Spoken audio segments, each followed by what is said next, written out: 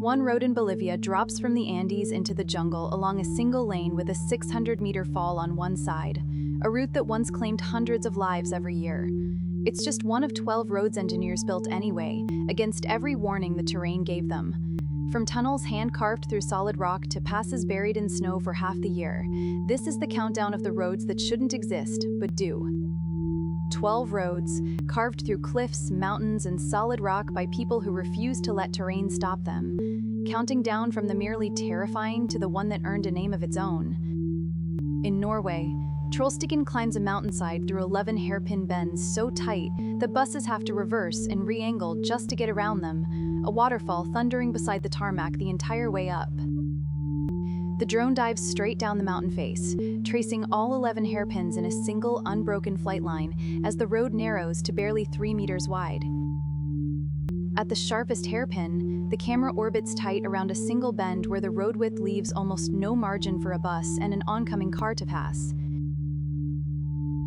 Built in 1936, the road was blasted directly into the mountain, and engineers still consider its combination of gradient and hairpin density among the most demanding in Europe.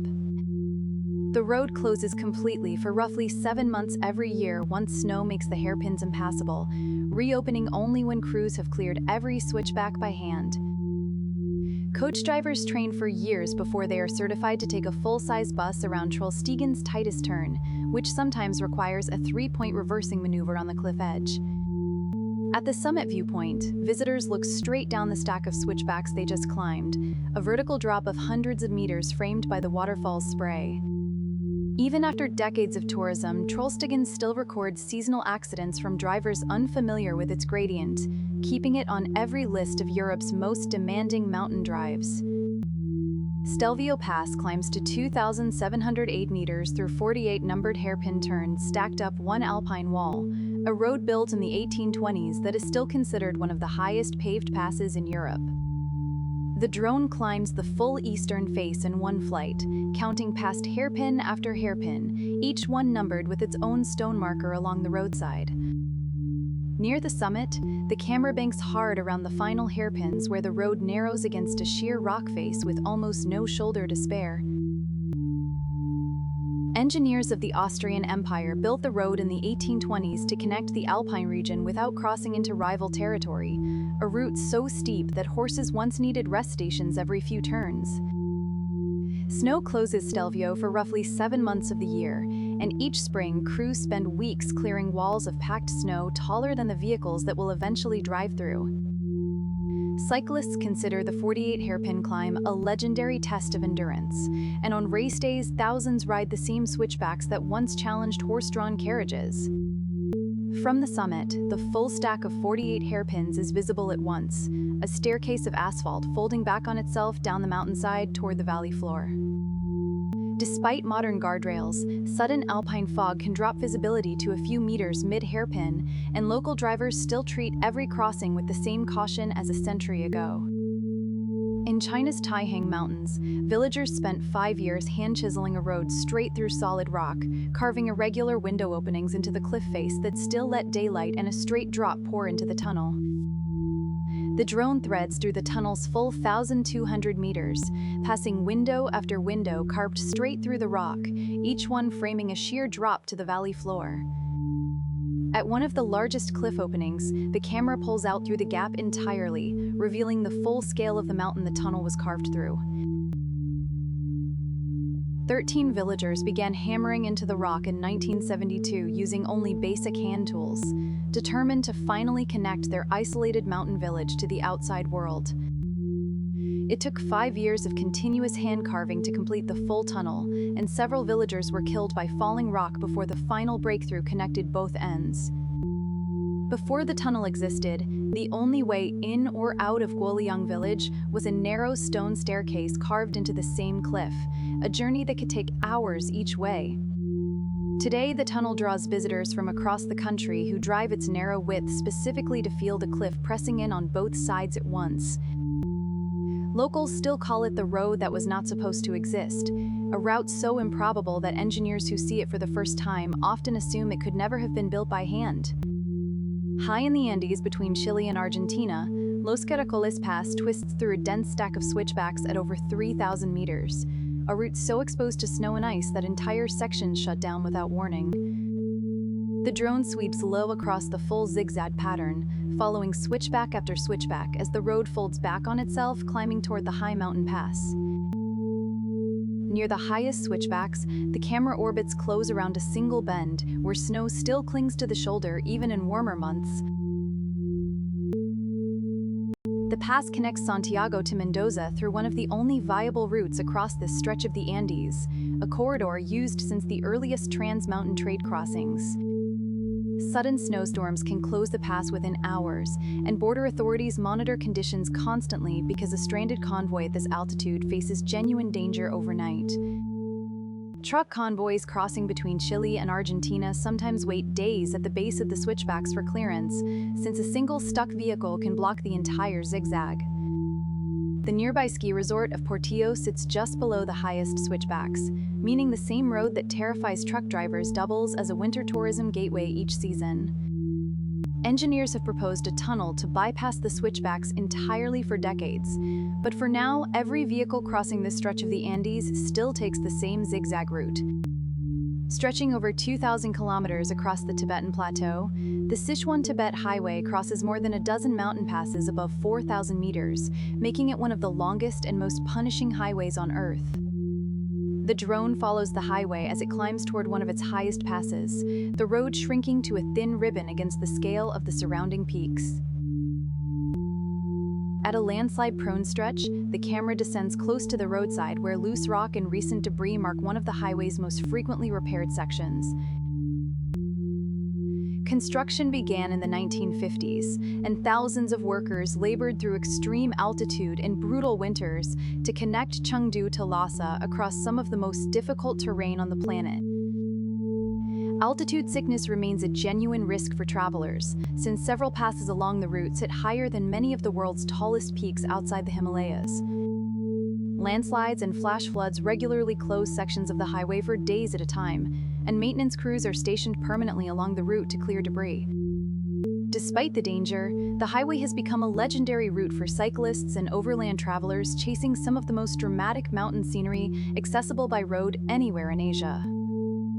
Today, it remains one of the highest and longest highways ever built, a route where a single day's drive can cross more vertical elevation than most roads see in a lifetime. We're halfway through the list, and the roads are only getting narrower, higher, and more exposed from here.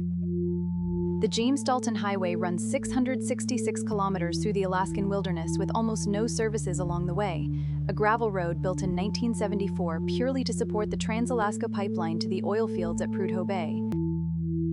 The drone tracks alongside the pipeline for miles, the road and the steel line running in near-perfect parallel across the open tundra toward the horizon. Crossing the Brooks Range, the camera climbs over Atagun Pass, the highway's highest and most weather-battered stretch, where sudden whiteouts can erase the road entirely. Built in just 5 months in 1974 to support pipeline construction, the highway was originally closed to the public and used only by industry trucks. Services along the route are separated by roughly 320 kilometers in places, meaning a single mechanical failure can leave a driver stranded for hours in brutal isolation.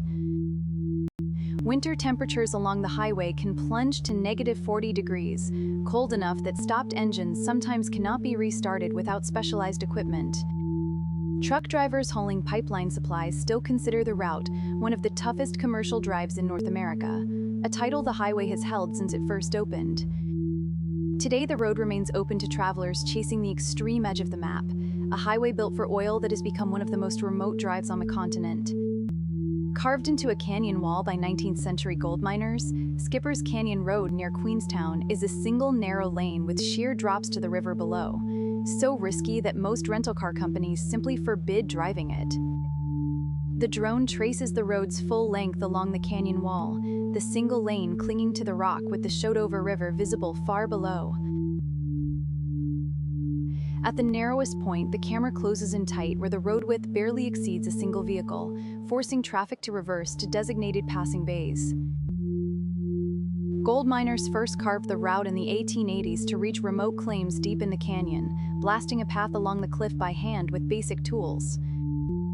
The road has no guardrails along most of its length, and the drop to the river below can exceed 100 meters in the steepest sections. Most rental car agreements in the region explicitly exclude Skipper's Canyon Road, meaning only local operators and experienced drivers with proper insurance attempt the crossing. Bungee jumping and jet boat operators now use the canyon's dramatic scale as a backdrop, drawing adventure tourists to the same cliffs the gold miners once carved through. More than a century after it was carved, the road remains essentially unchanged, a narrow gold rush relic still used daily by the handful of residents who live deep in the canyon.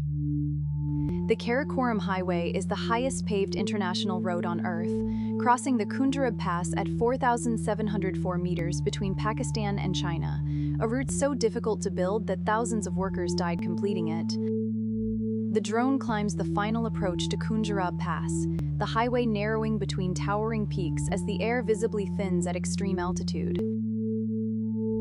Along a landslide-prone gorge, the camera drops low beside the road where rockfall netting and warning signs mark one of the highway's most unstable stretches.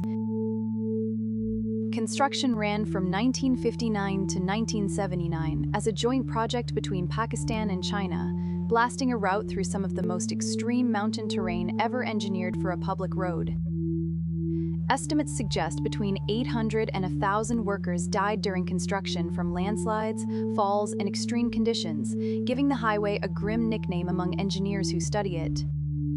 The route follows the ancient Silk Road corridor, meaning traders have crossed the same mountain passage for centuries before it was ever paved for vehicles.